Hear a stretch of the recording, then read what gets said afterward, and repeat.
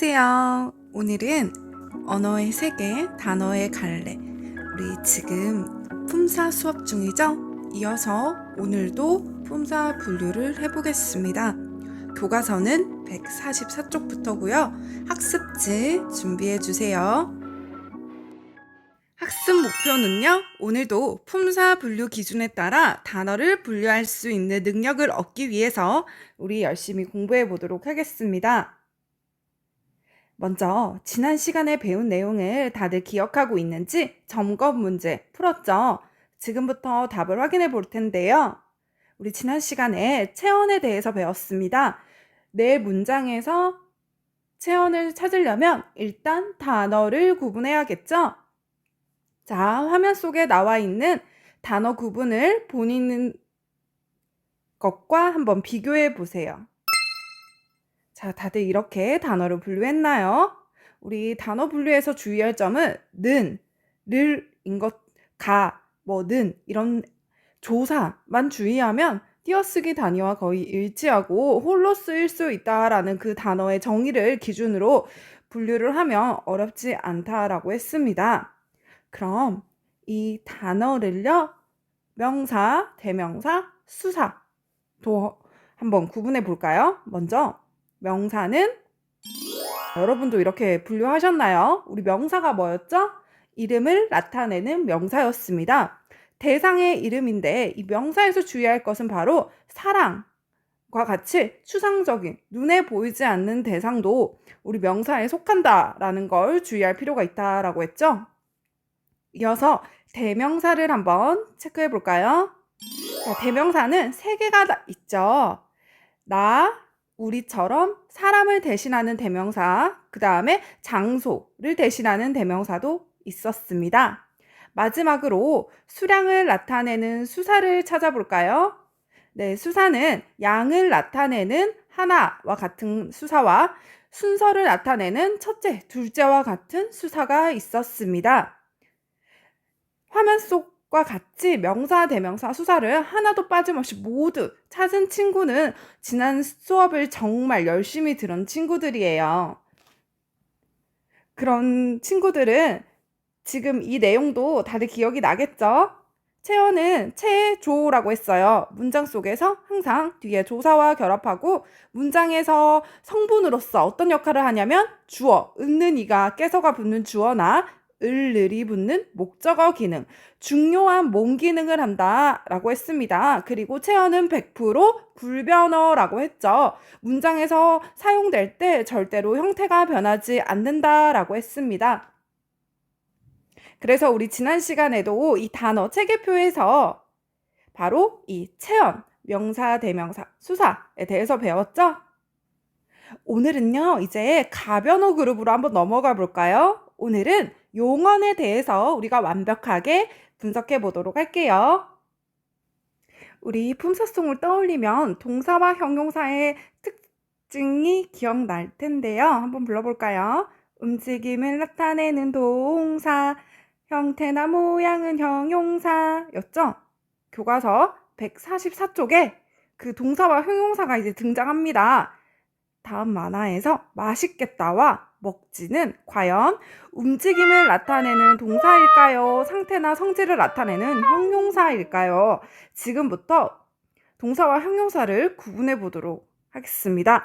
이 맛있겠다와 먹지는 지금 모양이 활용되어서 바뀌어 있어요. 기본형에서. 그래서 우리가 선생님이 용언의 품사를 구분할 때는 항상 기본형을 떠올리는 작업을 거친 다음에 품사를 분류하자라고 했어요. 자, 어떻게 하느냐? 맛있겠다, 먹지는요, 기본형을 가지고 있죠. 활용하는 단어에서 이런 활용형의 기본이 되는 형태, 즉 우리가 사전에서 맛있겠다라고 찾지 않고 어떻게 찾아야 하나요? 맛있다라고 찾아야 합니다. 먹지가 아니라 먹다라고 찾아야 돼요. 그래서 기본형을 항상 떠올립니다. 이 활용형이 아니라 기본형을 떠올린 다음에 이 기본형이 과연 움직임을 나타내는 영상미를 가진 동사인지 아니면 고정되어 있는 상태나 성질을 가진 형용사인지를 생각해 주면 됩니다. 먹다는요, 떠올리는 순간 막 맛있게 먹는 그 움직임이 생각나거든요. 그래서 먹다는 동사에 속하고요. 반면에 맛있다라는 것은 우리가 어떤 음식을 딱 먹었을 때 느끼는 그 음식에 관한 상태, 이 음식을 딱 먹었을 때 맛있네, 기분이죠. 여러분, 기분은 영상이 아닙니다. 내가 그때 느끼는 상태예요. 그렇기 때문에 맛있다는 형용사에 속하죠. 그럼 이 동사와 형용사의 특성을 알아볼까요? 우리가 지금 배우고 있는 것은 바로 용언입니다. 기능에 따라 분류하면 활용을 하는 이 용언들에는 동사와 형용사가 있는데요. 자, 이 용언 중에서 동사 먹다를 제가 땅에 한번 심어 보겠습니다. 이 먹다를 땅에 심으면요, 이렇게 고정되어 있는 나무 가지가 있고 봄, 여름, 가을, 겨울마다 변하는 이파리들이 있을 건데요. 이 먹다를 심으면요, 항상 변하지 않는 글자는 무엇인가요? 바로 먹이죠. 이 먹은 나무 기둥처럼 절대 변하지 않습니다. 그런데 먹자, 먹고, 먹었니, 먹어요, 먹습니다 와 같이 이 검정 색깔 글자들은 어때요? 계속 활용하는 모습을 보이죠? 먹만 고정되어 있는 상태로 이 다가 빠지고 다양한 글자들이 뒤에 달라붙어서 활용되어요. 문장에서. 이때 이 먹처럼 고정되어 있는 부분을 어간이라고 합니다. 말의 줄기를 어간이라고 하는데요. 우리 용언에서 활용할 때 변하지 않는 부분을 어간이라고 합니다. 반면에 이렇게 뒤에 활용될 때 변하는 부분들을 말의 꼬리 어미라고 해요. 이렇게 용언은요, 어간과 어미로 이루어져 있습니다. 용언의 첫 번째 특성이죠. 활용할 때, 문장에서 활용될 때 형태가 변하지 않는 고정된 부분, 예를 들어 먹과 같은 부분을 간, 고어요 습니다처럼 형태가 변하는 부분을 미라고 해요. 그래서 용언은 어간과 어미의 구성이다 라는 점을 기억해 주세요. 그럼 우리가 자연스럽게 이 용언의 특성을 하나 더 정리해 볼 수 있어요. 용언은요, 형태가 변하지 않는 부분도 있지만 항상 뒤에 어미는 형태가 변하네요. 형태가 변하네. 형태 변화를 기준으로 했을 때 용언은 형태가 변하는 가변어에 속합니다. 두 번째 특성이죠. 학습지에 용언의 특성 두 가지를 정리한 친구들은 넘어가 볼까요? 그래서 동사는요, 움직이는 말, 즉 대상의 움직임을 나타내는 의미를 지닌 단어들을 동사라고 하고요. 형용사는 모양입니다. 대상의 상태나 성질을 나타내는 말을 우리는 형용사라고 해요. 좀 전에 교과서에서 예시를 보았죠? 동사는 예를 들어 먹다, 움직임, 형용사는 맛있다, 내가 그걸 먹었을 때 내가 느끼는 상태. 이렇게 예시도 하나씩 채워볼까요?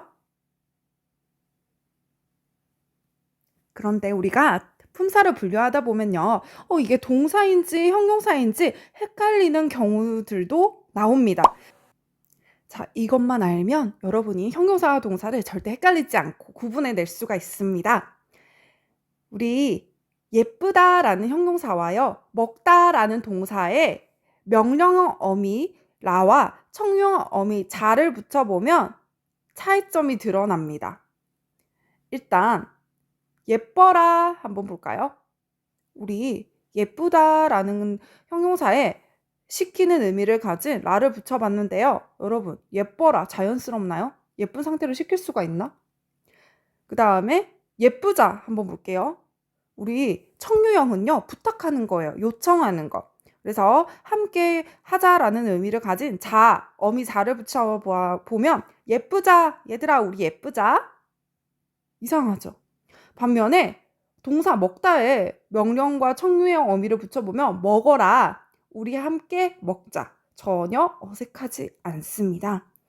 여기서 알 수 있는 거, 명령어 어미라와 청유형 어미 자를 붙였을 때 형용사는 불가능하지만 동사는 가능하네요. 자, 이 점만 기억하면 어떤 용언이 왔던지 간에 여러분이 명령형 어미라 총형 어미 자를 붙여보는 거예요. 그때 자연스럽다면 그것은 동사겠고요. 이상하네. 말이 안 되네. 불가능하다면 그것은 형용사입니다. 왜냐하면 우리가 움직임, 동작은요, 시킬 수도 있어요. 함께 하자고 부탁할 수 있어요. 반면에 성질이나 상태를 우리가 시킬 수가 없다는 거죠. 성질이나 상태를 부탁할 수도 없어요. 그래서 이 자를 기억했다가 여러분이 그 동사의 어미만 바꿔보는 거예요. 어미만 바꿨을 때 자연스러운지 부자연스러운지를 보면 형용사인지 동사인지 구분할 수 있습니다. 이 점을 기억하고 교과서 문제를 확인해 보겠습니다. 교과서 144쪽 다음 문장에서 대상의 움직임, 동사죠. 또는 상태나 성질, 형용사를 찾아보자. 막다, 난다, 달린다, 빠르다. 자, 이 네 개의 지금 용언이 보입니다. 이 옆에 나와 있는 건 뭘까요? 바로 기본형이죠. 항상 기본형을 떠올려야 헷갈리지 않는다라고 했습니다. 그래서 여기서 난다는 날다죠, 날다. 날다의 현재 진행형으로 난다라고 바뀐 경우고요. 달린다도 지금 현재 의미를 더하는 이제 니은이 붙은 거고 기본형은 달리다에 속하는데요. 이걸 여러분은 어떻게 분류하셨어요? 정답은 이렇게 분류할 수가 있겠죠? 난다와 달린다는 움직임을 나타내는 동사, 막다와 빠르다는 우리 떠올렸을 때 영상이 아닙니다. 하늘이 맑아요. 그 다음에 빠른 것은 여러분이 이런 건 헷갈릴 수가 있는데요. 빠르다는요. 우리가 누가 되게 빨리 달려요. 그러면 그 사람의 지금 상태가 빠른 거예요. 자, 이럴 때 사용할 수 있는 방법이 바로 좀 전에 보았던 이 방법 한번 적용해 보는 거예요. 빠르자, 빨라라. 이상하죠? 우리가 빨리 해라라고는 써요. 이때 빨리는 부사에 속하지 형용사가 아니에요. 빨라라. 그 띄어쓰기 없이 바로 붙여야 됩니다. 빠르자. 말이 안 되죠? 그래서 우리 빠르다는 상태를 나타내는 그 사람의 성질을 나타내는 형용사입니다. 막다도 마찬가지. 얘들아, 우리 막자 또는 맑아라. 이상하죠? 그래서 형용사입니다. 반면에 날아라, 날자, 달리자, 달려라. 전혀 어색하지 않는 동사 맞네요. 이렇게 학습지에 동사와 형용사의 예시를 3개씩 채울 수가 있습니다. 기록하고 넘어갈게요.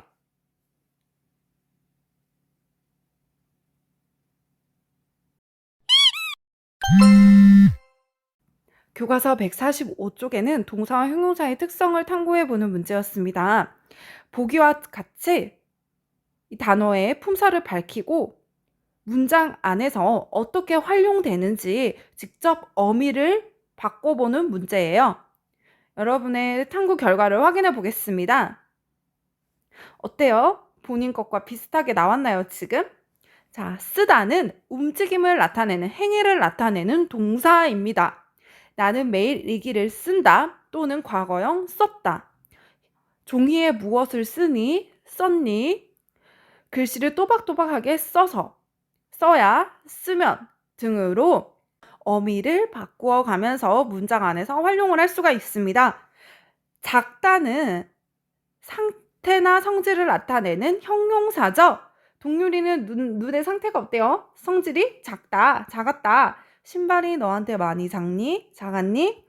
칠판의 글씨가 작아서 작으면 자리에서도 잘 보이지 않는다처럼 우리 지금 쓰라는 어간, 작이라는 어간을 제외하고 뒤에 어미가 다양하게 붙어서 문장 안에서 활용되는 가변어로서의 용언의 모습을 확인할 수가 있죠. 그럼 위 활동을 바탕으로 동사와 형용사가 문장에서 어떤 기능을 하는지 알아보도록 하겠습니다. 방금 앞에서 선생님이 3개의 문장만 한번 가지고 와봤습니다. 우리 주어는 배웠어요. 은는 이가가 붙는 문장에서 몸 기능을 하는 성분이었죠. 나는 간식으로 빵을 먹었다. 나는 일기를 쓴다. 신발이 많이 작니? 자, 이때 먹었다, 쓴다, 작니는 모두 동사 아니면 형용사죠? 이 동사 아니면 형용사인 용언들은요, 문장 안에서 어떤 문장 성분이냐면요, 바로 서술 기능을 하는 서술어에 속합니다.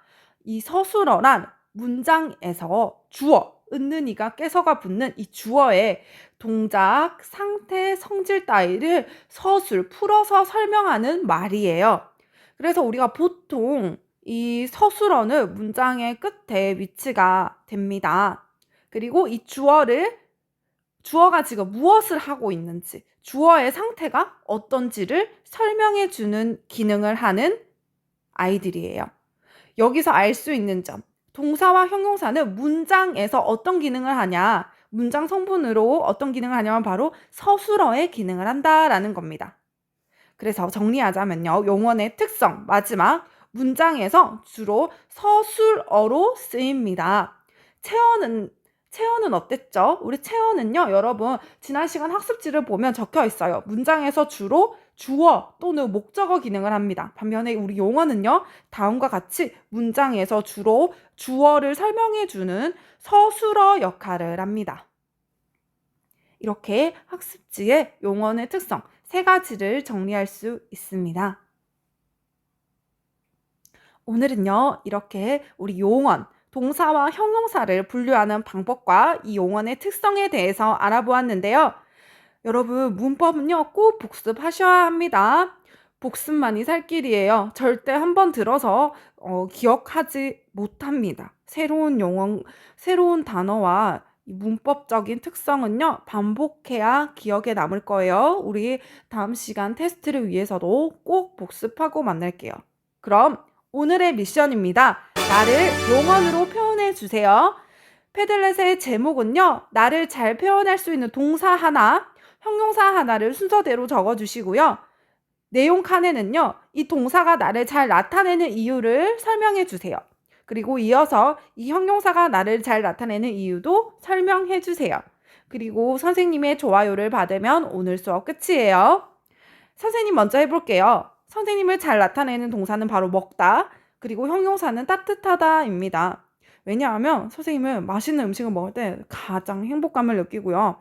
맛있는 음식을 먹기 위해서 열심히 운동을 해요. 그만큼 저는 먹다라는 동사를 너무 좋아합니다. 그리고 저는 따뜻하다라는 형용사를 골랐는데요. 선생님이 겉으로는 표현을 좀 차갑게 하지만 알고 보면 따뜻한 마음을 지녔거든요. 자, 이렇게 여러분도 자신을 잘 나타낼 수 있는 용언, 동사 하나, 형용사 하나를 곰곰이 생각해보고 패들렛으로 가서 제목과 설명을 추가해 주시길 바랍니다. 오늘도 어려운 품사 수업을 끝까지 듣느라 너무 고생했어요. 우리 복습하고 다음 시간에 만날게요. 패들렛으로 갑니다. 안녕.